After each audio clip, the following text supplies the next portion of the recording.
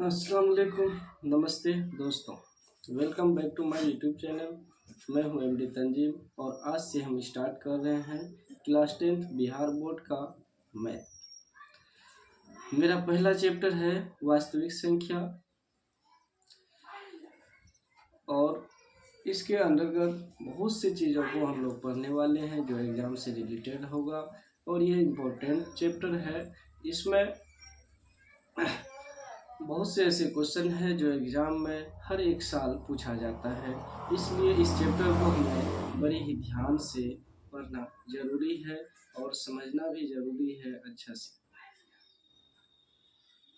चलिए अब आगे हम स्टार्ट करते हैं अपनी टॉपिक को। चलिए शुरू करते हैं। रियल नंबर यानी वास्तविक संख्याओं का परिचय। वास्तविक संख्या जानने से पहले हम जानते हैं सिर्फ संख्या।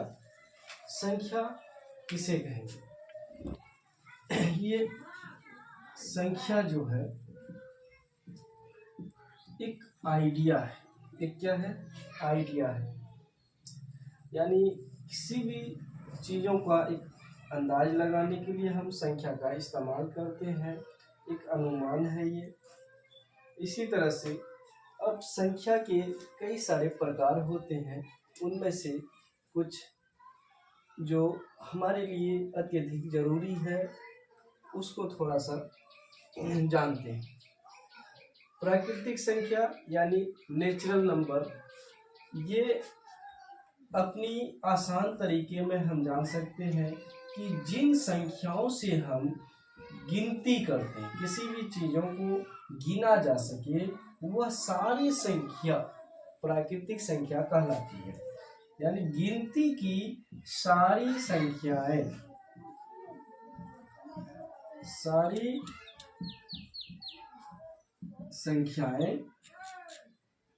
प्राकृतिक संख्या कहलाती है।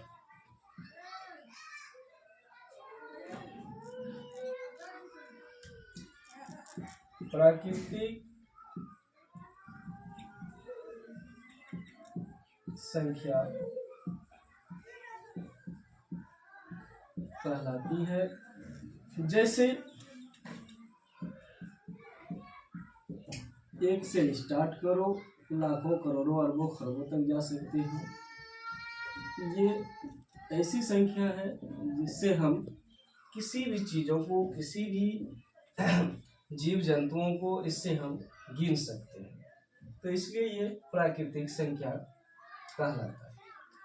अब प्राकृतिक संख्या के बाद आता है पूर्ण संख्या यानी होल नंबर। पूर्ण संख्या बिल्कुल ही सिंपल भाषा में हम लोग उसे कह सकते हैं, यानी जो भी प्राकृतिक संख्या है, गिनती की जो भी संख्या है, उसके समूह में अगर हम जीरो को शामिल कर दें तो वह प्राकृतिक संख्या कहलाता है। यानी प्राकृतिक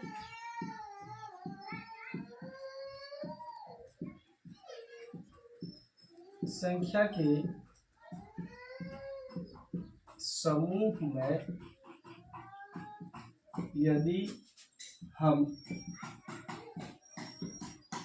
शून्य को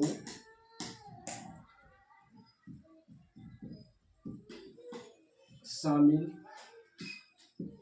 कर दें तो वे पूर्ण संख्या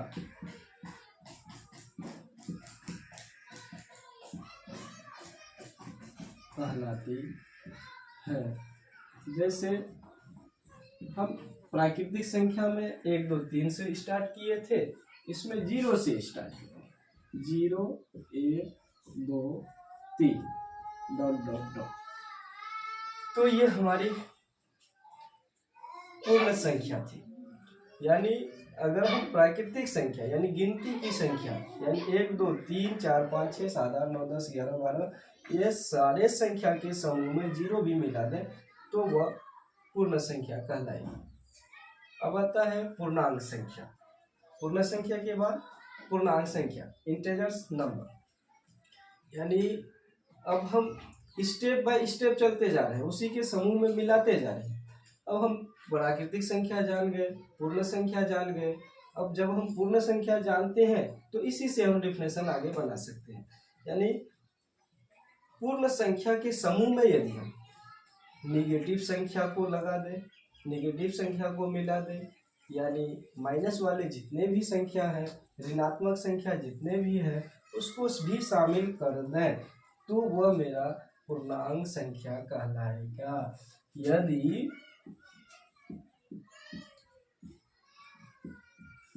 पूर्ण संख्या के समूह में हम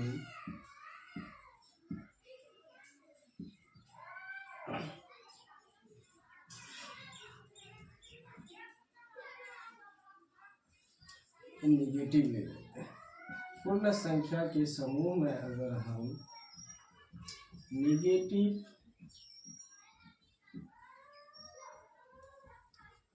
नंबर्स को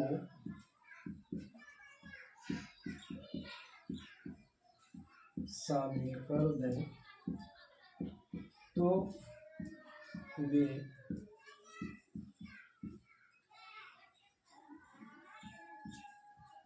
पूर्णांक संख्या कहलाती है। जैसे हम 0 1 2 3 से शुरू किए थे, अब हम क्या करेंगे, 0 1 यानी धनात्मक संख्या को इधर लिखेंगे, 4 5 6 7 इसी तरह से इधर -1 -2 -3 -4 -5 बढ़ते जाएगा, ऐसे लाखों अरबों करोड़ों तक जहाँ जाना है। तो यदि हम पूर्णांक संख्या के समूह में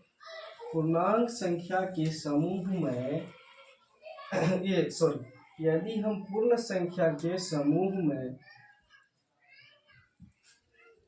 निगेटिव संख्या को यानी ऋणात्मक संख्या को शामिल कर दें तो वे पूर्णांक संख्या कहलाते हैं।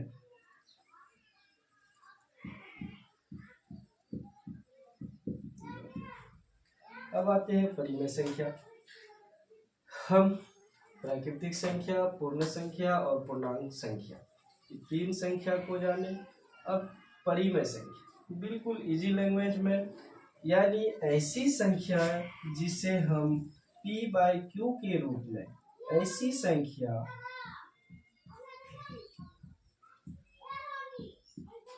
जिसे हम p/q के रूप में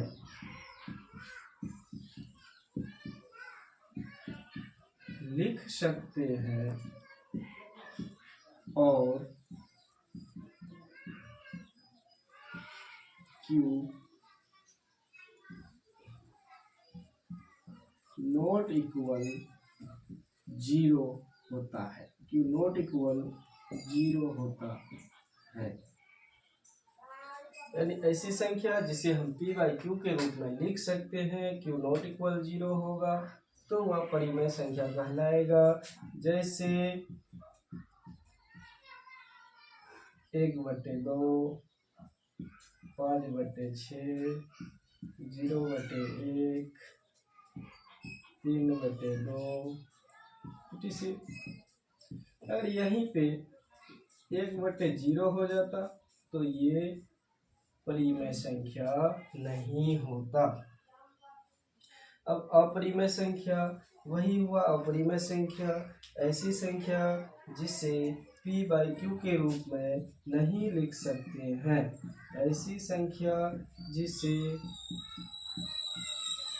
p/q के रूप में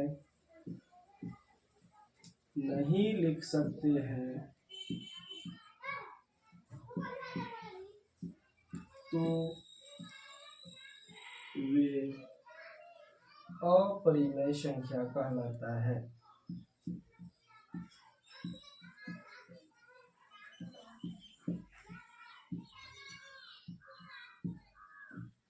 कहलाता है। जैसे √2, √3, √4, 1/0, 5/0, 6/0 etc। तो परिमेय संख्या जिसे हम p/q के रूप में लिख सकते हैं और अपरिमेय संख्या जिसे हम p/q के रूप में नहीं लिख सकते हैं तो वे अपरिमेय संख्या कहलाता है। पहचान इतना है कि अगर कोई भी संख्या बटे में लिखते हैं तो उसके अंदर अगर 0 आ जाता है, उसके नीचे यानी हर में, अंश बटे हर में, हर के रूप में जो है 0 आ गया तो वह अपरिमेय संख्या हो गया। और कोई संख्या रूट में रहता है, सॉरी यहाँ पे 4 लिखा गया है, 4 अपरिमेय संख्या नहीं है क्योंकि 4 का वर्ग करने पर रूट में से 2 बाहर निकल जाएगा, इसलिए 4 अपरिमेय संख्या नहीं है। तो ऐसी संख्या जिसे हम p/q के रूप में नहीं लिख सकते हैं तो वे अपरिमेय संख्या। इसकी पहचान ये है कि रूट के अंदर जो भी संख्या आएगी वह अपरिमेय संख्या कहलाएगी। और अगर हर के रूप में कोई संख्या बटे में है, हर के रूप में 0 होगा तो वो भी अपरिमेय संख्या के समूह में आएगा। अब आते हैं वास्तविक संख्या। बस जब हम प्राकृतिक संख्या जान गए, पूर्ण संख्या, पूर्णांक संख्या, परिमेय संख्या, अपरिमेय संख्या, तो इन्हीं सबको मिला करके हमारा एक वास्तविक संख्या रियल नंबर बन गया। यानी जब सब कुछ हम जान जाते हैं तो सबको एक साथ मिला देते हैं तो वो वास्तविक संख्या कहलाती है। यानी परिमेय संख्या तथा अपरिमेय संख्या के समूह को हम वास्तविक संख्या कहते हैं। परिमेय संख्या प्लस अपरिमेय संख्या के समूह को हम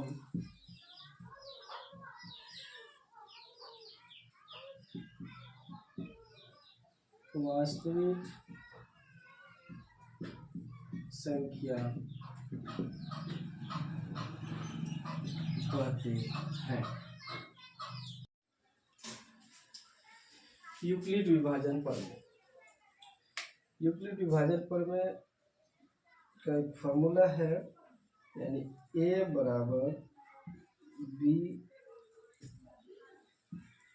क्यू, जब सब स्मॉल में लिख रहे हैं तो सब स्मॉल में लिखते हैं, a बराबर b क्यू प्लस r। लेकिन इसके साथ एक कंडीशन इन्होंने दिया, कंडीशन है 0 is greater than r than less b हो, तभी ये फॉर्मूला लागू होगा। यानी 0 is greater than r than less b हो, मतलब 0 जो है, r जो है हमेशा धनात्मक होगा और या 0 हो सकता है, और b से हमेशा छोटा होगा, b से हमेशा क्या होगा, छोटा होगा। यानी इस फॉर्मूला में यूक्लिड ने कहा जो ये भाज्य है, a का मतलब हुआ भाज्य और b का मतलब हुआ भाजक, q का मतलब हुआ भागफल और r का मतलब हुआ शेषफल। ये शेषफल जो होगा हमेशा 0 होगा, या 0 से बड़ा भी होगा तो धनात्मक ना, 0 से बड़ा होगा या 0 होगा, लेकिन b से हमेशा ये क्या रहेगा, छोटा रहेगा, यानी भागफल से हमेशा छोटा रहेगा, तब जाके ये भाज्य के बराबर हो सकता है। तो यूक्लिड विभाजन प्रमेय यही था कि a जो है BQ प्लस R के बराबर होता है, यानी भाज्य जो है भाजक गुना भागफल प्लस शेषफल के बराबर होता है। एचसीएफ उसे कहेंगे हम लोग, इसका पहले पूरा नाम जान लेते हैं। एचसीएफ का मतलब हुआ हाईएस्ट, मतलब सबसे बड़ा, हाईएस्ट कॉमन फैक्टर, मतलब महत्तम समापवर्तक एक ऐसी संख्या, अगर मान के चलिए दो संख्या दिया गया है, दो संख्या का एचसीएफ निकालने के लिए कहेगा।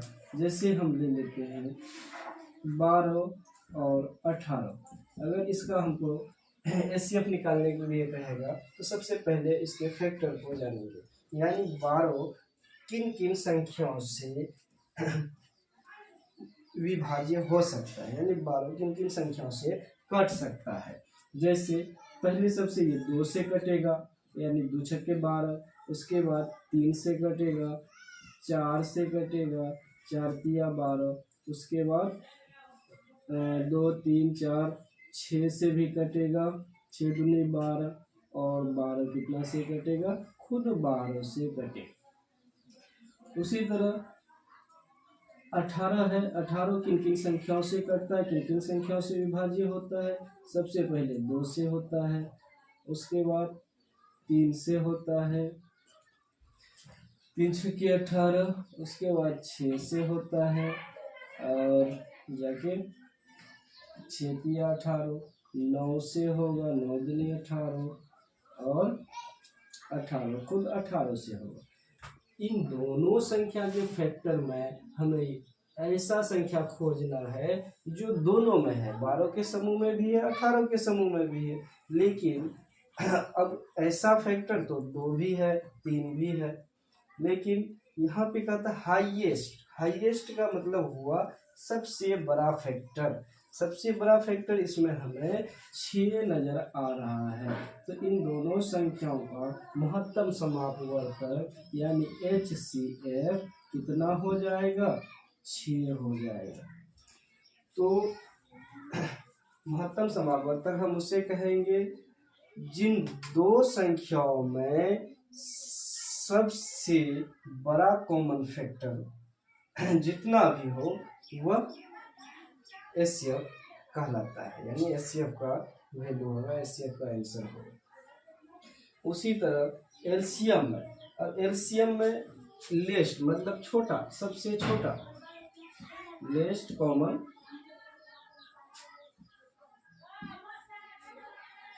एमसी मल्टीप्लिकेशन,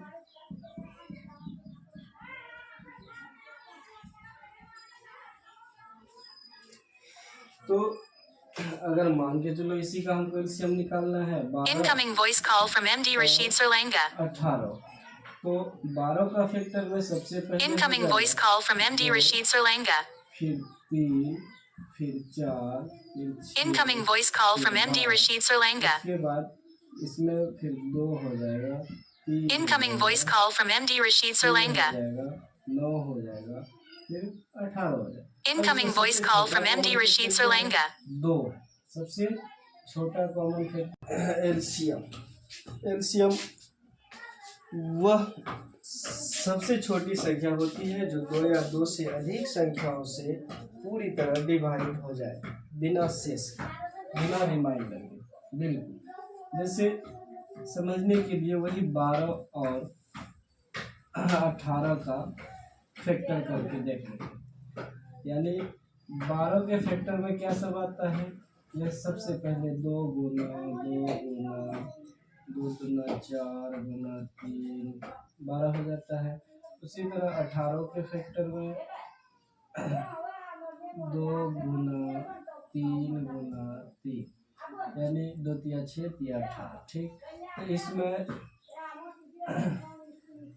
जब हम कॉमन लेंगे तो इसको हम ऐसे लिख सकते हैं, सबसे पहले 2 का स्क्वायर गुना 3, उसके बाद 2 गुना 3 का स्क्वायर।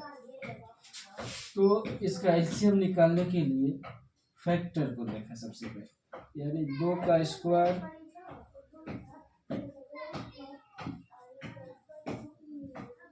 गुना 3 का स्क्वायर बराबर हो जाएगा 4 गुना 3 तिया 9। तो इसका एलसीएम हो जाएगा 36। इस तरह से अब हम लोग अगला वीडियो में मिलेंगे। डायरेक्ट एनसीईआरटी बुक के क्वेश्चन आंसर यानी वास्तविक संख्या का क्वेश्चन आंसर लेकर के, जब तक आप लोग इसका एक नोट्स तैयार कीजिए और इससे बहुत से ऑब्जेक्टिव क्वेश्चन भी एग्ज़ाम में बनता है और स्क्रीनशॉट ले लीजिए। जब तक के लिए धन्यवाद।